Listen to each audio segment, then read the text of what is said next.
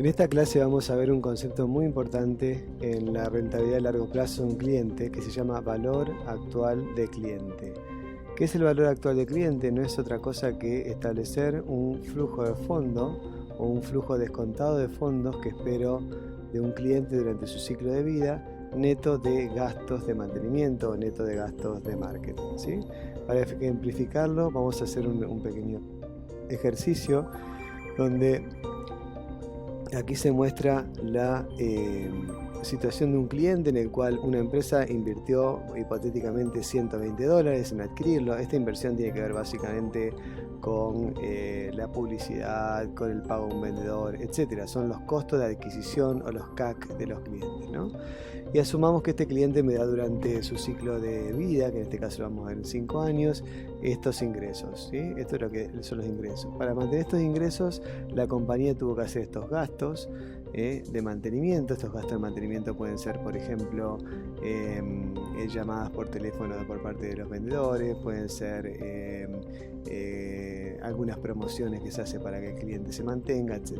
Con lo cual me da un beneficio bruto, o sea, la diferencia entre estos dos, que está aquí, me da un beneficio bruto de 53, 56, etc. Como ustedes saben de finanzas,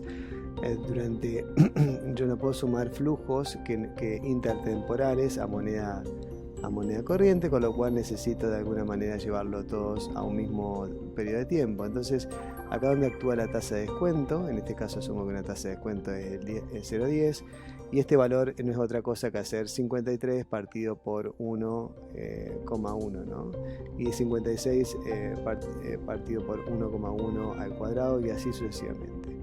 Con lo cual yo puedo sumar esto sí que está en el mismo periodo, y acá la suma algebraica de todo esto me va dando el valor presente. Es decir, yo invertí 120, pero como el periodo 1 me da 48, tengo 71,82, si le sumo 46,28 tengo 25, y así hasta que llego a este número final, que es 121,30, que me indica el máximo valor que yo espero que un cliente me dé a largo plazo, ¿sí? Y este es un indicador importante porque supongamos que yo acá decidiera invertir en vez de 120 dólares, invertir por ejemplo 240.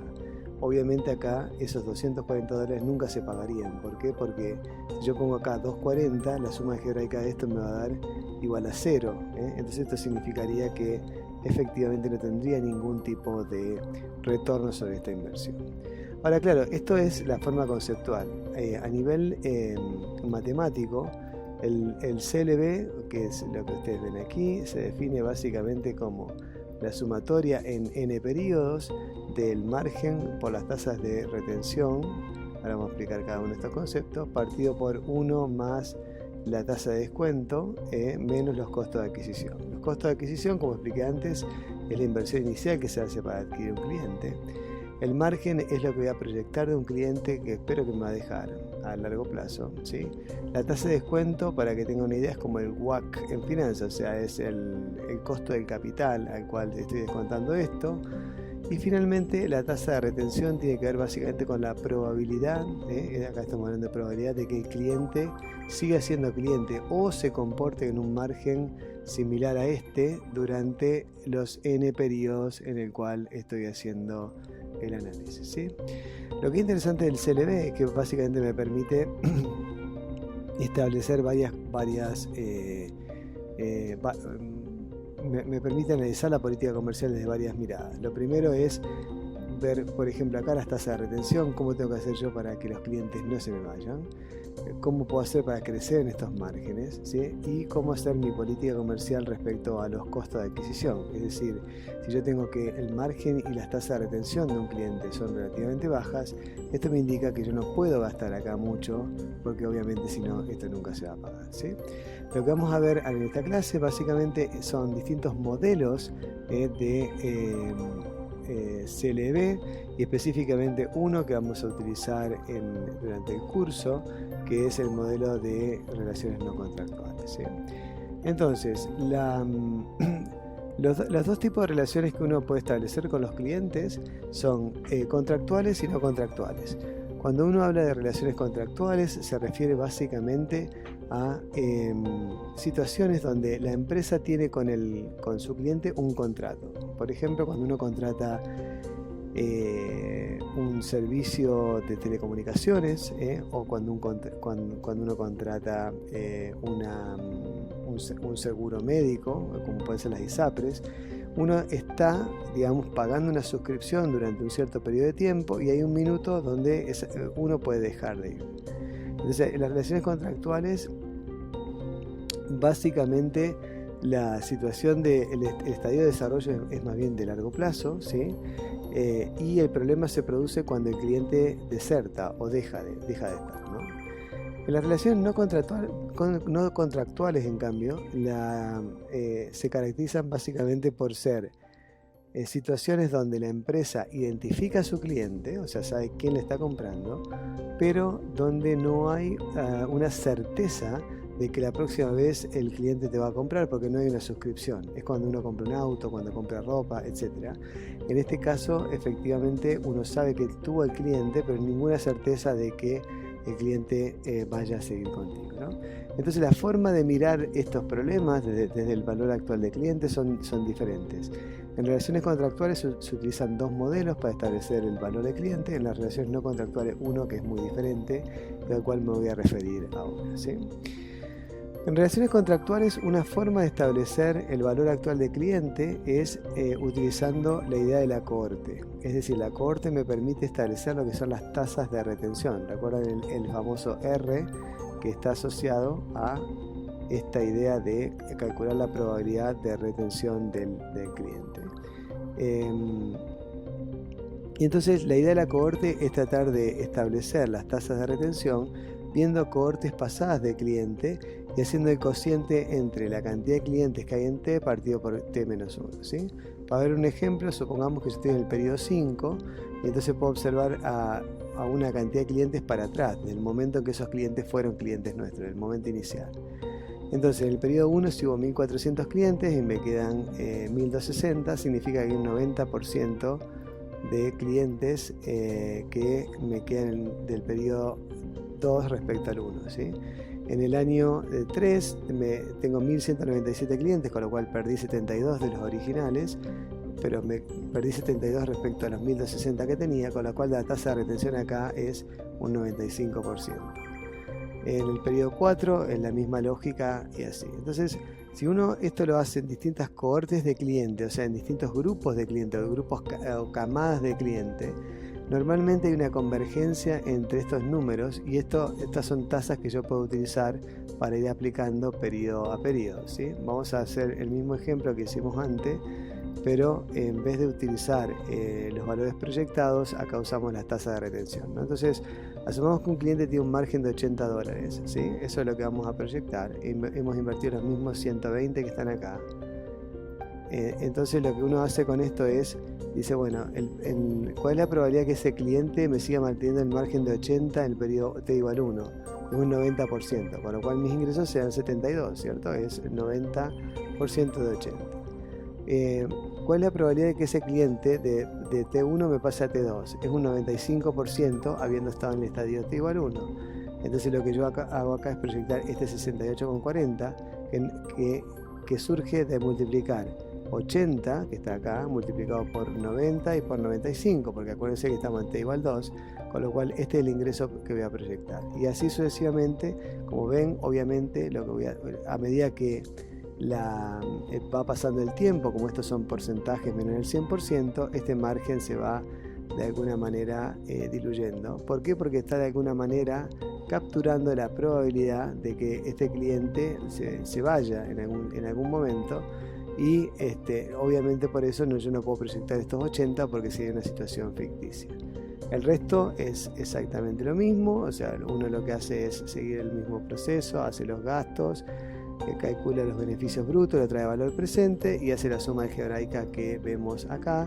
Y en este caso 72,21 me indica que el máximo valor que yo puedo obtener de un cliente que tiene estas tasas de retención, dada la inversión inicial que hice, es de 72,21 y de nuevo me empieza a me ayuda a hacerme muchas preguntas interesantes. O sea, yo puedo aumentar, si yo aumentara, por ejemplo, el margen promedio de 80 a 100, este valor aumentaría sideralmente y yo me podía gastar estos 120 acá tranquilamente.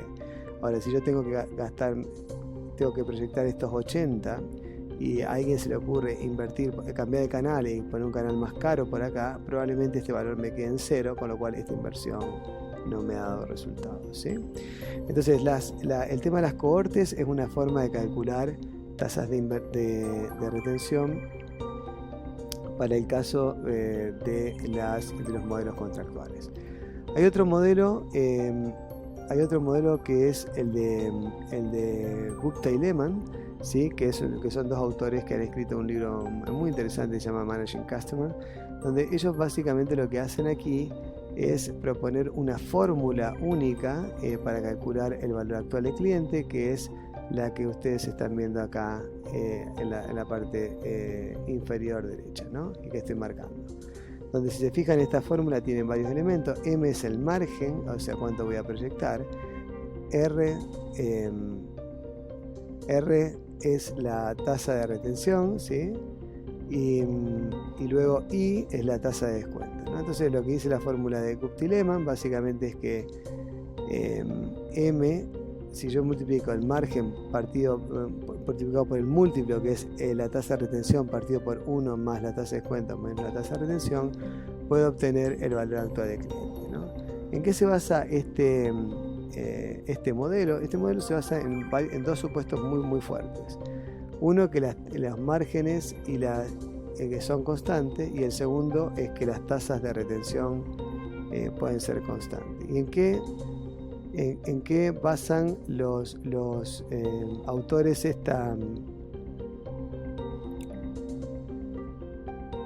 realidad? La basan básicamente en la idea de que, según los estudios que ellos han hecho, en primer lugar, no hay evidencia de que los márgenes por cliente suban o bajen abruptamente a medida que pasa el tiempo. Es decir, lo que ellos han observado es que si uno ve el margen de un cliente en un cierto horizonte temporal, las idas, las subidas y las bajadas indican que el promedio es una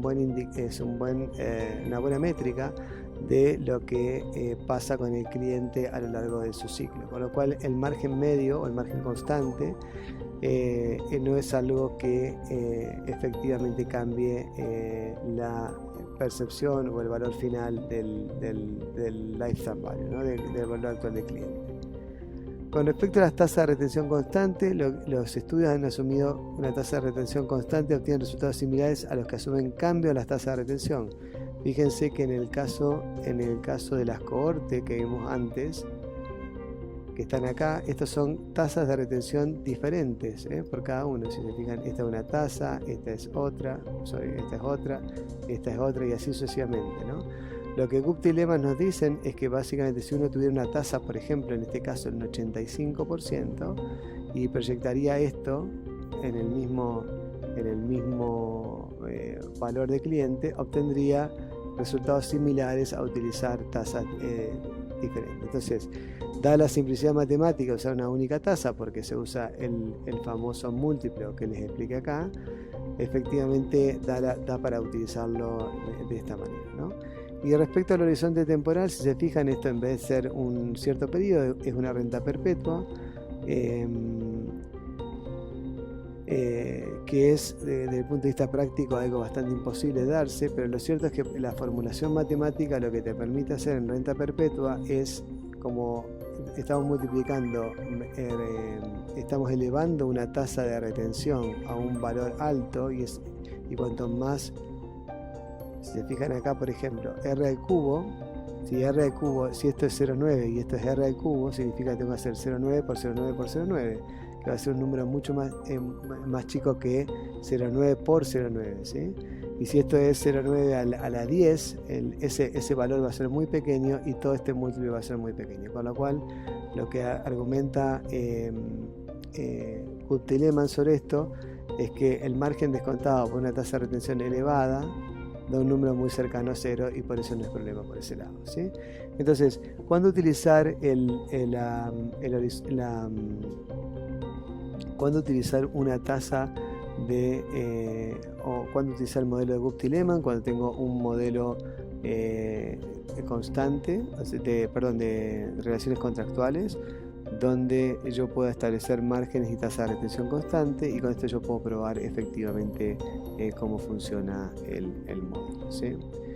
El último que vamos a ver tiene que ver con las relaciones no contractuales, y le voy a dedicar un poquito más de tiempo porque es la situación más lógica que se les puede dar. Es decir, las empresas que tienen relaciones contractuales son normalmente las de suscripción, y es bastante difícil de que esto pase durante mucho tiempo. En cambio, nosotros como consumidores consumimos muchísimos con clientes, o somos clientes de empresas en las cuales les compramos una vez, después no le compramos, le volvemos a comprar y así sucesivamente.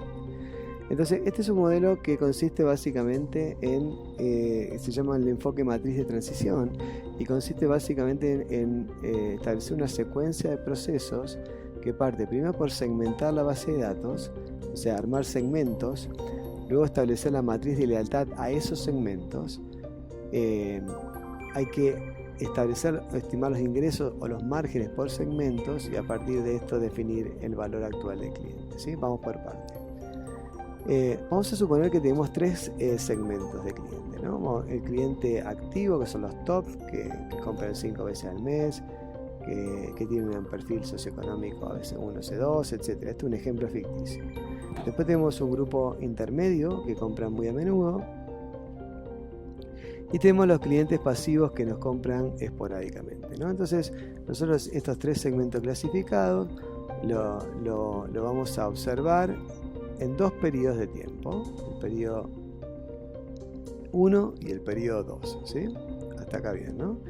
Entonces, ¿qué nos dicen estas tablas? Que en el periodo 1, que podría ser, no sé, el 2020, tenemos 100 clientes de los activos, 200 intermedios y 300 pasivos. Estas son las ventas y este es el margen que nos generan cada uno. Después tenemos a estos mismos clientes que están acá, y esto es muy importante en el modelo, a estos mismos clientes, estos mismos 100, estos mismos 200, estos mismos 300, los volvemos a observar en el periodo 2, ¿sí? Y vemos que de estos clientes yo tengo 80 activos, tengo 120 intermedios y 270 pasivos. ¿Por qué pasó esto? Bueno, si se fijan, básicamente la respuesta está acá en esta famosa matriz que está por acá, que le vamos a llamar la matriz de transición, ¿sí? La matriz de transición me indica cómo transicionan los clientes de un segmento a otro, ¿sí? Entonces, yo tenía, por ejemplo, acá 100 activos. ¿Qué pasó con esos 100 activos? 60 se mantuvieron como activos porque mantuvieron el mismo comportamiento. 20 pasaron intermedios, significa que tienen un comportamiento. 20 de estos 100 ahora tienen un comportamiento parecido a los intermedios. 0 han sido pasivos, ninguno se ha comportado así, y hay 20 que no han tenido movimiento, o sea, hay 20 clientes perdidos. Obviamente, la suma de todo esto me da estos 100 que estoy teniendo acá. ¿Estamos de acuerdo? Y eso es importante entenderlo. Lo mismo pasa con los intermedios, o sea, la 20, 100, 30 y 50, estos suman 200, y me indica la distribución por comportamiento que ha tenido los intermedios que originalmente estaban en el periodo 1 hacia el periodo 2.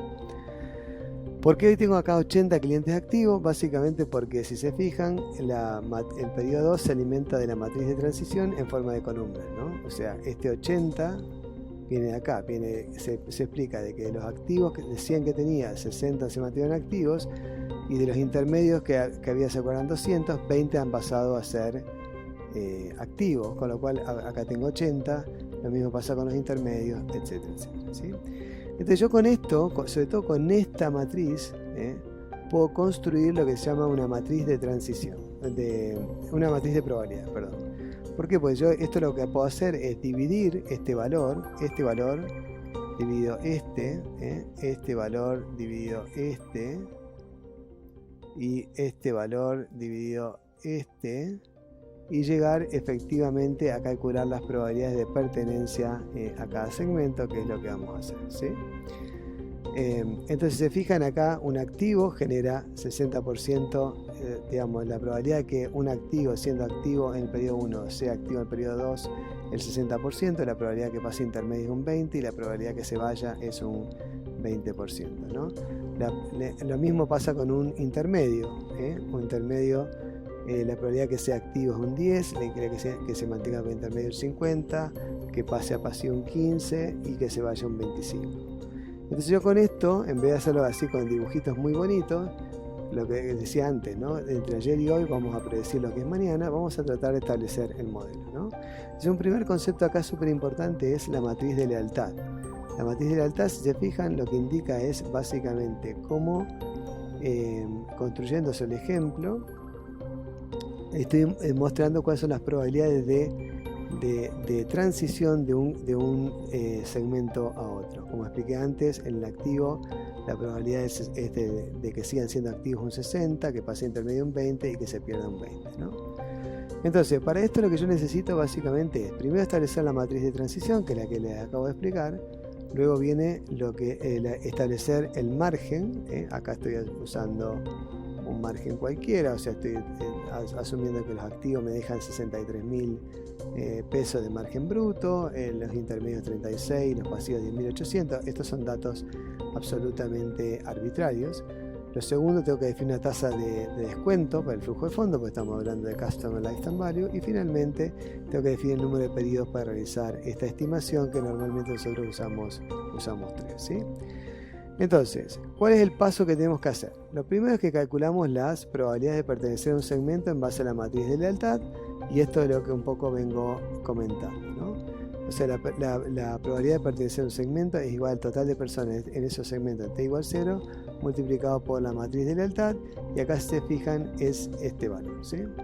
Ahora, para el periodo 2 yo tengo que establecer esas probabilidades, y esas probabilidades van a ir bajando, Entonces una forma de hacerlo, si yo tengo una sola información, que son la lealtad de un periodo a otro, es multiplicar el valor que tengo en el periodo 2 multiplicado por la matriz de lealtad. ¿Se acuerdan que esta es la que están acá? En este caso son iguales las matrices. ¿Por qué? Porque la matriz del periodo 2, del periodo 1, perdón, coincide con la matriz de lealtad, y la matriz de lealtad es la matriz de lealtad. Entonces acá para llegar a este valor lo que se hace es hacer multiplicación por matrices. Recuerden del colegio, esto es filas por columna, y entonces se llegan a estos números, ¿sí? Yo les puedo hacer uno de este 38%, surge de multiplicar 60 por 60, que es 36, más 20 por 10, ¿sí? Que es 2%, más 0 por 0, más 20 por 0, ¿sí? Entonces esto da efectivamente 38. Y para calcular el periodo desde el periodo 3, lo que yo te voy a hacer es básicamente multiplicar la probabilidad de pertenencia a los segmentos en el periodo 2, ya ajustado como anteriormente, de nuevo multiplicado por la matriz de lealtad, y esto me da la probabilidad de que estos clientes se mantengan en estos segmentos, o que efectivamente se pierdan, ¿no? Entonces con estas dos slides lo que hemos calculado es básicamente aquí las matrices de lealtad, que vamos a aplicar en el periodo 3, esta es una, y la matriz de lealtad que vamos a aplicar en el periodo 2, que es básicamente esta que ven acá, ¿sí? Esto es, ¿sí? Muy bien, entonces una vez que tenemos las matrices de lealtad, lo que tenemos que hacer es calcular lo que son los valores esperados de cada segmento. Entonces para el periodo 1, ¿qué es lo que tengo que hacer? Multiplicar las tasas de retención por los márgenes. Y esto de nuevo tiene que ver básicamente con establecer, multiplicar matrices por vectores, ¿no? Este 45.000 que está aquí surge de multiplicar este valor por este valor, más este valor por este valor, más este valor por este valor, más este valor por este valor. Entonces obviamente estos dos son 0 y acá me da 45.000. Ese margen actualizado lo tengo que traer acá, tengo que restar los gastos de marketing, con lo cual me quedan 40.000, pero tengo que traer a valor presente. Si asumo una tasa de descuento del 10%, este 0,91 me indica de que para este periodo, en el periodo 1 voy a tener los 36.364 que está mostrando esto acá, ¿no? Lo mismo hay que hacer en el periodo 2, ¿cierto? En el periodo 2, hago el mismo análisis que en el periodo 1, donde ahí en vez de multiplicar margen por las tasas de retención del periodo 1, las multiplico por las tasas de retención del periodo 2 y hago la misma lógica y las tasas de descuento. Y en el periodo 3 hago lo mismo, hago también el mismo análisis, ¿no? Entonces, si se fijan, yo estas columnas que están acá las puedo sumar, y puedo sumar en el periodo 1 más el periodo 2 más el periodo 3 para obtener el valor actual del cliente, o sea, cuánto yo espero que ese cliente me vaya a dejar durante un periodo determinado, ¿sí? En este caso, el cliente activo me deja $72.400, pesos, perdón. El intermedio me deja 39.360 y así sucesivamente. Y la interpretación es la misma que estamos dando sobre el valor actual, es decir, es el máximo valor que yo puedo obtener de un cliente, dado las tasas de retención y dado el margen. Ahora, en este contexto y específicamente en este análisis que estamos haciendo, estos 72.400 me indican el valor esperado que yo tengo de un cliente, ¿sí? Asumiendo un margen, un margen de contribución, que era el que habíamos puesto anteriormente, y la probabilidad de retención, que está en este caso explicado por A, que se mantenga en el mismo periodo, en el mismo segmento; B, que migre de segmento, es decir, que vaya al segmento, en este caso del segmento activo puede pasar al intermedio o al pasivo; o C, de que el cliente directamente desaparezca, o sea, que haya fuga de ese cliente, que ese cliente lo hayamos perdido, ¿sí? Esto que parece, esta explicación que parece, digamos, que de mucho cálculo, efectivamente requiere muy poca información, y hay un archivo Excel que nosotros estamos subiendo también dentro del curso, para que ustedes solamente tengan que incorporar como información lo que son los márgenes por cliente, que es básicamente esta información que está acá, ¿sí? Y las tasas de retención de un segmento a otro, que se construye con información de dos periodos, ¿sí?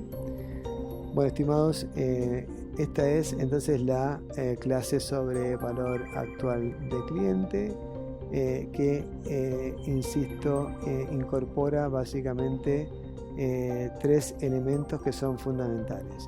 El primero es la idea conceptual de qué es el valor de cliente. La segunda tiene que ver con la valoración de clientes a largo plazo usando modelos contractuales, donde tenemos las tasas de retención por cohortes y el modelo de Guth-Tillemann, y finalmente el modelo que estamos presentando aquí, que es un modelo no contractual, donde la base está en establecer las tasas las transiciones entre segmentos y los márgenes por segmento.